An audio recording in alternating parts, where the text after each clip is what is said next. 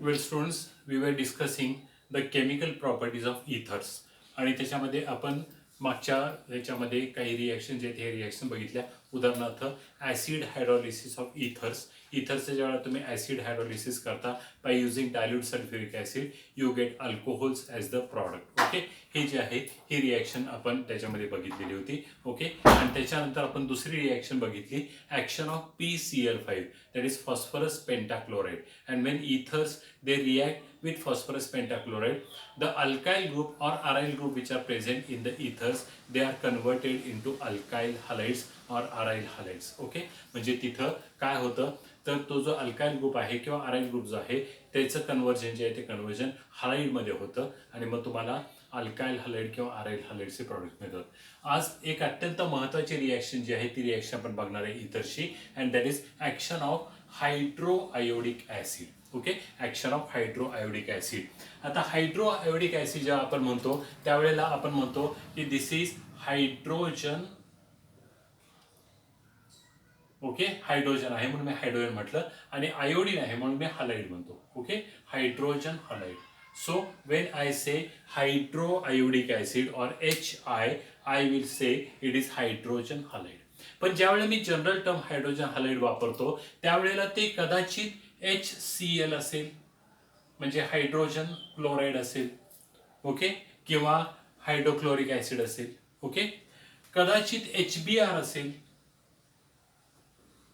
म्हणजे hydrogen bromide असेल.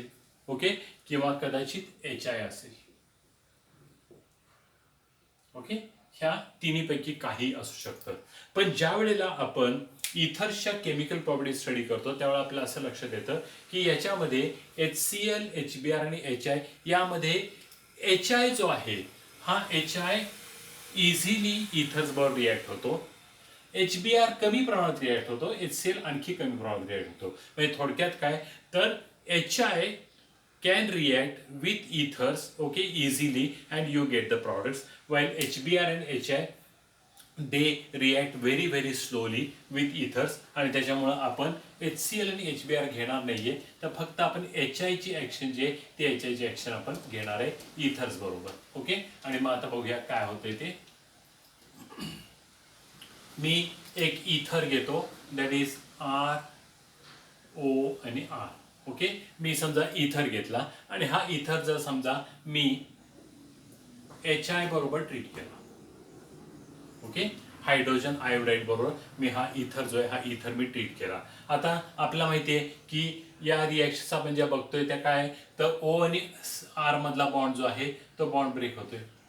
Okay, कदाचित हा R आणि O मधला बॉन्ड जो आहे हा बॉन्ड ब्रेक होईल, कदाचित R आणि O हा बॉन्ड जो आहे हा बॉन्ड ब्रेक होईल. आता ज्यावेळेला बॉन्ड ब्रेक होतो त्यावेळेला काय होतं तर हा H जो आहे तो H ऑक्सिजनकडे जातो, म्हणजे ROH होतं, आणि हा I जो आहे तो या अल्काइल ग्रुपकडे जातो. म्हणजे अशा पद्धतीने ॲडिशन जे ते ॲडिशन होते. So you will gate ROH plus RI.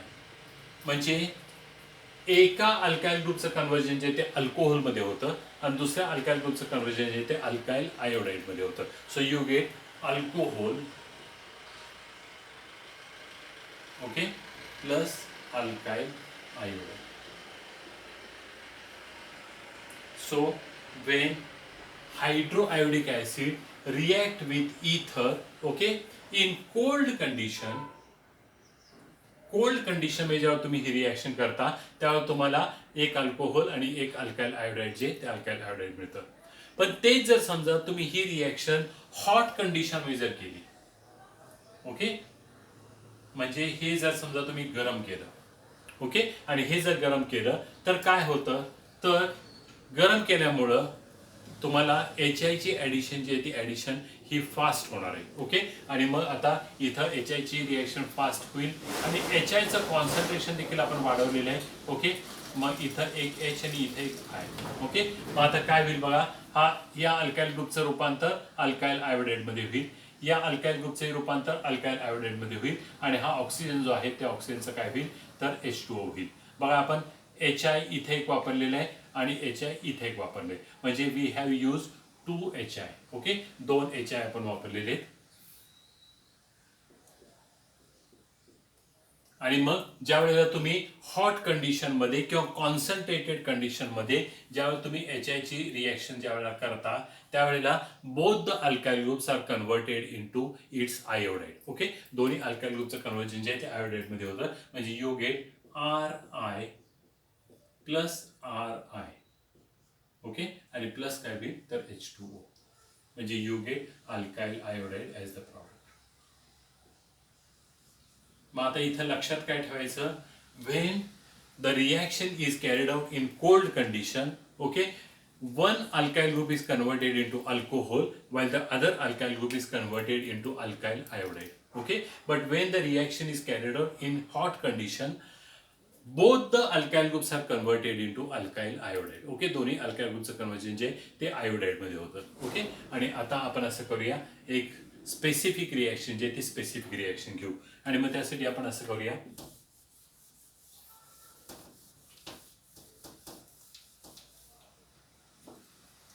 Me dimethyl इथर घेतो CH3OCH3. ओके, डायमिथाइल इथर और अधूनमधून जरा युपॅक सिस्टीम मधली पण नाव वापरूया, methoxymethane. Okay, I have taken methoxymethane or dimethyl ether and when I treat it with HI in cold condition, okay, cold condition मध्ये जर समजा मी ही रिॲक्शन केली आणि मग कोल्ड कंडिशन जर असेल त्यावेळेला HI जो आहे तो एकच मॉलिक्यूल घ्यायचा आहे. ओके, मग आता काय होईल बघा, तर हा CH3O आणि हा H म्हणजे एका अल्काइल ग्रुपचं कन्व्हर्जन जे आहे ते अल्कोहोल मध्ये होईल आणि दुसऱ्या अल्काइल ग्रुपचं कन्व्हर्जन जे आहे ते आयोडाइड मध्ये होईल. Okay, so you will get CH3OH plus CH3I. So you get methanol plus iodomethane. Okay, methanol plus iodomethane. आता मी पूर्वी पण असं बोललेलो होतो की ज्या वेळेला तुम्ही युपॅक सिस्टीम मधली नावं वापरता त्यावेळेला तुम्ही रिॲक्टर मध्ये युपॅक सिस्टीम वापरली असेल तर प्रॉडक्ट मध्ये देखील युपॅक सिस्टीम वापरा. तुम्ही रिॲक्टर मध्ये जर कॉमन सिस्टीम वापरली असेल तर प्रॉडक्ट मध्ये कॉमन सिस्टीम वापरा. ओके, आता मी इथं काय केलंय तर इथे युपॅक सिस्टीम वापरली, इकडे देखील मी युपॅक सिस्टीम जे ते वापरतोय. ओके, आता आपण असं करू, हेच घेऊ मिथॉक्सीमिथेन. ओके, आणि मी आता HI बरोबर ट्रीट करतोय इन हॉट कंडिशन. ओके, म्हणजे हे मी गरम करतोय आणि ज्यावेळेला मी गरम करतो त्यावेळेला HIचं कॉन्सन्ट्रेशन जे आहे ते कॉन्सन्ट्रेशन वाढवायचंय. ओके, आता मी इथं काय केलं तर 2 HI घेतले. आता काय होतं तर एका मिथाइल ग्रुपचं कन्व्हर्जन मिथाइल आयोडाइड मध्ये होईल, दुसऱ्याही मिथाइल ग्रुपचं कन्व्हर्जन मिथाइल आयोडाइड मध्ये होईल आणि हे 2 हायड्रोजन आणि हा ऑक्सिजन म्हणजे H2O जो आहे तो H2O निघून जाईल. So I will get 2 times CH3I plus H2O. म्हणजे आय गेट मिथाइल आयोडाइड और आयोडोमिथेन. ओके, आता समजा मी डायइथाइल इथर घेतलं. ओके, डायइथाइल इथर. आता डायइथाइल इथरचा फॉर्म्युला काय तर CH3 CH2O CH2 CH3. Okay, this is diethyl ether. Okay, मी एज अ युपॅक सिस्टीम मधून जर नाव लिहिलं तर मी याला म्हणेन इथॉक्सी इथेन. ओके, आणि हे वरती जे नाव आहे हे काय तर मिथॉक्सीमिथेन.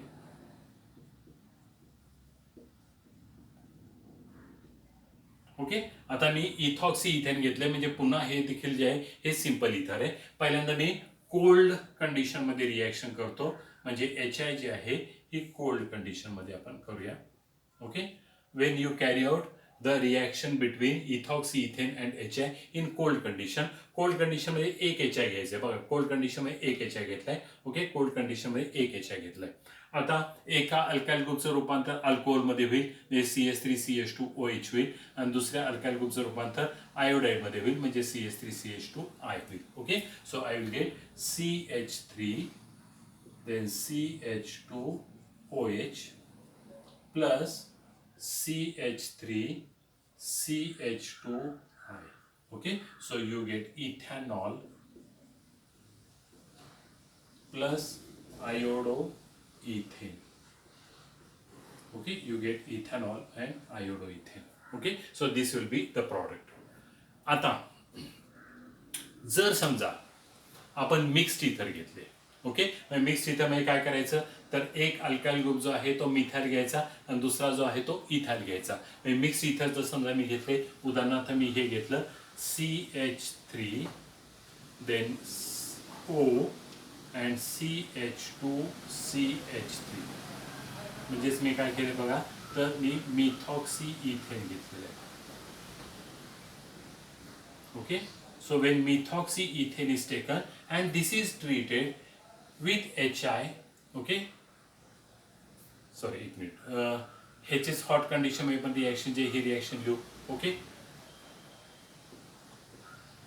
इथॉक्सी इथेन आपण घेतलं आणि ते HI बरोबर रिॲक्ट केलं हॉट कंडिशन मध्ये. म्हणजे हे जर समजा आपण जर गरम केलं, ओके, किती लागतील तर 2 लागतील आणि दोन्हीच्या दोन्ही जे आहेत ते आयोडाईड मध्ये कन्वर्ट होईल. ओके, म्हणजे यू गेट 2 times CH3CH2I आणि प्लस काय होईल तर H2O. Okay, so when you take ethoxy ethane and when you heat it with hot HI you get iodoethane only. Okay, cold condition मध्ये तुम्हाला एक अल्कोहोल आणि एक आयोडाईड मिळतं, पण हॉट कंडिशन मध्ये दोन्हीच्या दोन्ही आयोडाईड मध्ये कन्वर्ट होतं. ओके, आता आपण मिथॉक्सी इथेन म्हणजे मिक्स्ड इथर आपण घेणार आहे आणि ते जे आहे ते आपण HI बरोबर ट्रीट करणार आहे. ओके, कोल्ड कंडिशन मध्ये आपण HI बरोबर ट्रीट करू. ओके, आता आपल्याला माहिती आहे की एका अल्काइल ग्रुपचं रूपांतर जे आहे ते अल्कोहोल मध्ये होतं आणि दुसऱ्या अल्काइल ग्रुपचं रूपांतर जे आहे ते आयोडाईड मध्ये होतं. ओके, आता जर समजा मी असं केलं CH3O आणि इथं मी H टाकला म्हणजे CH3OH होईल. ओके, आणि इथं CH3CH2I होईल. म्हणजे एक मिथाइल अल्कोहोल आणि दुसरं इथाइल आयोडाईड असं होईल. ओके, आणि जर समजा मी असं केलं ह्या CH3CH2 ला मी I टाकला म्हणजे CH3CH2I होईल आणि हा CH3OH होईल. म्हणजे whether the addition will take place like this, इकडं H आणि इथं I असं तरी होईल, किंवा ॲडिशन अशी होईल की इकडं असं ब्रेक होईल. ओके, CH3CH2OH आणि हा I. ओके, असं ब्रेक होण्याची शक्यता आहे. ओके, आता काय नक्की होतं ते बघूया. So when you take mixed ether and when you treat it with HI in cold condition. Okay, cold condition मध्ये तुम्ही जेव्हा मिक्स इथर ट्रीट करता त्यावेळेला काय होतं, the bigger group is converted into alcohol. Okay, the bigger group is converted into alcohol while the smaller group is converted into its iodide. Okay, आता इथं जर बघितलं तर तुम्हाला इथं असं दिसेल की हा बिगर ग्रुप जो आहे तो इथाइल ग्रुप आहे. मग ह्या इथाइल ग्रुपचं अल्कोहोल मध्ये कन्व्हर्जन होईल म्हणजे CH3CH2OH होईल आणि हा छोटा ग्रुप आहे तो CH3I होईल. So you will gate CH3CH2OH. Okay, म्हणजे इथॅनॉल मिळालं प्लस CH3I म्हणजे आयोडोमिथेन मिळालं. ओके, आयोडोमिथेन तुम्हाला प्रॉडक्ट मिळेल. ओके, आता लक्षात ठेवायचं की the bigger group is converted into alcohol while the smaller group is converted into its iodide. Okay, so when you take mixed ethers, always you have to keep it in mind that the bigger group is converted into its alcohol and the smaller group is converted into its iodide. Okay, आता समजा मी hot condition घेतली आणि हीच reaction जर समजा मी hot condition मध्ये जर समजा केली, म्हणजे मी मिक्स इथरच पुन्हा घेतलेला आहे म्हणजेच मिथॉक्सी इथेन घेतलेला आहे, that is CH3O CH2 and CH3. Okay, आणि आता मी हॉट कंडिशन मध्ये करतोय म्हणजेच मला HI किती लागतील तर 2 HI लागतील. ओके, हॉट कंडिशन मध्ये. आता हॉट कंडिशन मध्ये अजिबात काळजी करायची नाही. कारण हॉट कंडिशनमध्ये आपल्याला माहिती आहे की दोन्हीही अल्काइल ग्रुपचं कन्व्हर्जन जे आहे ते कशामध्ये होतं, आयोडाईडमध्ये होतं. ओके.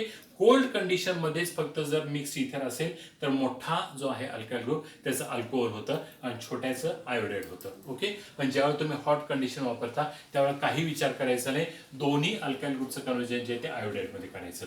म्हणजे या CH3चं पण करायचं CH3I. ओके. नंतर हा इथाइल ग्रुप आहे त्याचं हे करायचं CH3CH2I आणि प्लस काय होईल तर H2O. So you get iodomethane. Okay. त्याच्यानंतर आयोडो इथेन. ओके. एक आयोडोमिथेन, दुसरं जे आहे ते आयोडो इथेन आपल्याला मिळेल आणि प्लस काय होईल तर H2O होईल. ओके.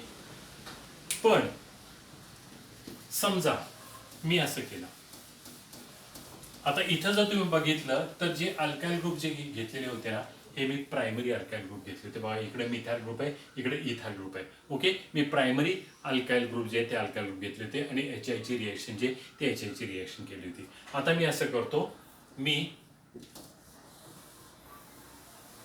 इथर जे आहे ते इथर मी बदलतो. ओके. म्हणजे समजा मी हे इथर घेतलं CH3 CH3 CH3 O CH3 म्हणजे मी टर्शरी ब्युटाइल ग्रुप एक घेतलाय आणि मिथाइल ग्रुप घेतलाय. म्हणजे टर्शरी ब्युटाइल मिथाइल आणि इथर. ओके. हे जर समजा मी घेतलं आणि आता याच्यामध्ये जर मी HI जर टाकलं कोल्ड कंडिशन मध्ये,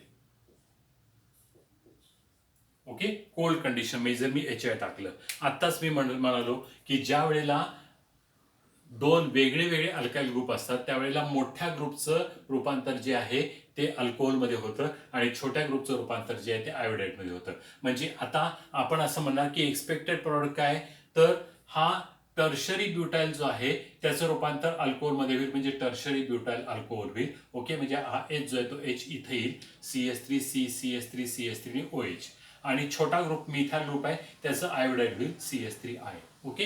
हे एक्सपेक्टेड प्रॉडक्ट आहे. पण ऍक्च्युली ज्यावेळेला तुम्ही ही रिएक्शन कॅरी आउट करता, ज्यावेळेला तुम्ही टर्शरी तुम्ही अल्काइल ग्रुप घेता इथर मध्ये आणि रिएक्शन कॅरी आउट करता त्यावेळेला काय होतं, तर हा जो टर्शरी अल्काइल ग्रुप जो आहे या टर्शरी अल्काइल ग्रुपचं इथं आयोनायझेशन होऊन तुम्हाला टर्शरी ब्युटाइल कार्बोनियम आयन जो आहे तो टर्शरी ब्युटाइल कार्बोनियम आयन तयार होतो आणि ज्यावेळेला कार्बोनियम आयन तयार होतो त्यावेळेला ती रिएक्शन जी असते ती SN1 मेकॅनिझमने जाते आणि मग SN1 मेकॅनिझमने ज्यावेळेला ती जाईल त्यावेळेला या टर्शरी अल्काइल ग्रुपचं आयोडाईडमध्ये कन्व्हर्जन होतं.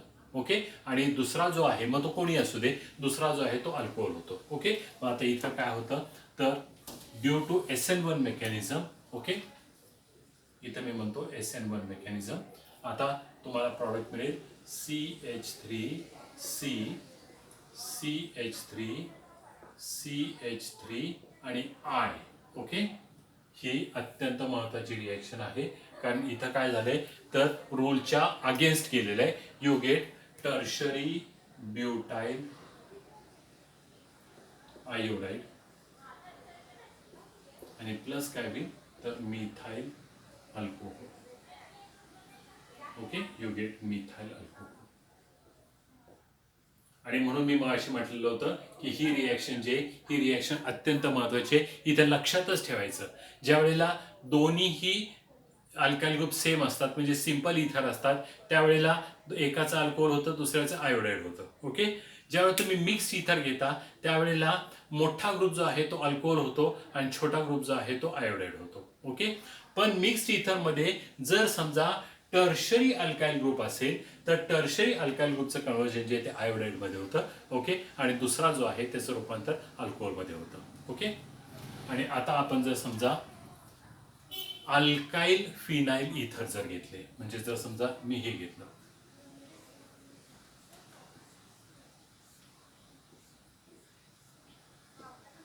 O आणि CH3 म्हणजे मिथाईल फिनाईल इथर मी जर घेतलं आणि जर समजा हे जर मी HI बरोबर ट्रीट केलं कोल्ड कंडिशनमध्ये, आता आपल्याला माहिती आहे की हॉट कंडिशनमध्ये टेन्शनच घ्यायचं नाही, कारण इथं देखील हॉट कंडिशन मी घेतली तर दोन्ही आयोडाईड होऊन जातील. ओके, ट्वाइस HI घेऊन. आता इथं आपण कोल्ड कंडिशनमध्ये काय होणार, तर पुन्हा एकदा मोठा ग्रुप जो आहे त्याचं कन्व्हर्जन जे आहे ते अल्कोहोलमध्ये होईल. ओके, आणि छोट्याचं कन्व्हर्जन जे आहे ते आयोडाईडमध्ये होईल. म्हणजे हा H जो आहे तो H इथं जाईल आणि तुम्हाला बेन्झिन रिंगला OH ग्रुप मिळेल आणि हा CH3ला I मिळेल. Okay, so you will get phenol, हे बेन्झिन रिंग आणि हे बेन्झिन रिंगला आपण काय जोडतोय तर OH जोडतोय. सो यू गेट फेनॉल आणि प्लस मिथाइल आयोडाईड.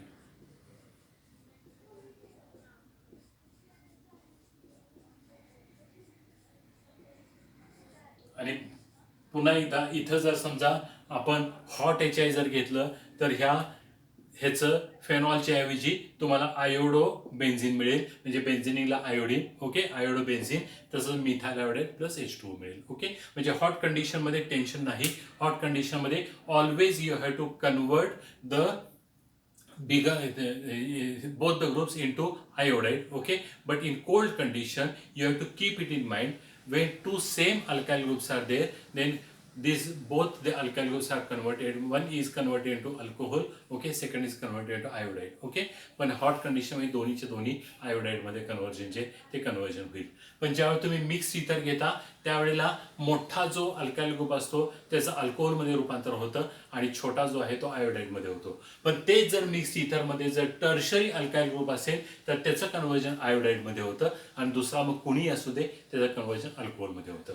तसंच जर समजा तुम्ही अल्काइल फिनाइल इथर जर घेतले तर हा फिनाइल ग्रुप जो आहे हा मोठा ग्रुप आहे, त्याचं कन्वर्जन जे आहे ते फेनॉलमध्ये झालं, म्हणजे या O ला H आला OH झाला आणि दुसरा जो अल्काइल ग्रुप आहे त्याचं काय झालं तर आयोडाईड जे ते आयोडाईड तुम्हाला मिळालं. Okay, so this is about action of hydroiodic acid. तर ही अत्यंत महत्त्वाची रिॲक्शन आहे. तर ही रिॲक्शन जी आहे ही रिॲक्शन करून ठेवायची, कारण प्रत्येक ठिकाणी आपल्याला कॉम्बिनेशनमध्ये चेंजेस आहेत. ओके, मग हे चेंजेस लक्षात ठेवणं अत्यंत महत्त्वाचं आहे आणि त्यामुळे ते चेंजेस तुम्ही लक्षात ठेवले, कारण या रिॲक्शनवर तुम्हाला बोर्ड परीक्षेमध्येही प्रश्न असतोच असतो. ओके, जसं मी तुम्हाला विल्यमसन सिंथेसिसबद्दल बोललो होतो तसं आता मी इथं म्हणतोय की ह्याच्या रिॲक्शनवर तुम्हाला बोर्ड प्रश्नपत्रिकेमध्ये प्रश्न असणारच आहे. CET मध्ये पण असणार आहे, JEE मध्ये पण असणार आहे, नीटमध्ये पण असणार आहे. म्हणजे ज्यावेळेला इथरचा एक प्रश्न जर समजा आपण घेतला तर या दोन रिॲक्शन्स, म्हणजे एक विल्यमसन सिंथेसिस आणि दुसरी ॲक्शन ऑफ हायड्रोआयोडिक ॲसिड, ह्या दोन रिॲक्शन जे आहेत ह्या दोन रिॲक्शन्स परफेक्टच करून ठेवायच्या. You are going to get the question on these two reactions. Okay, या दोन रिॲक्शन्सवर तुम्हाला प्रश्न जो आहे तो प्रश्न असणार आहे. ओके, तर आतापर्यंत आपण काय केलं तर आपण ज्या रिॲक्शन्स बघितल्या त्याच्यामध्ये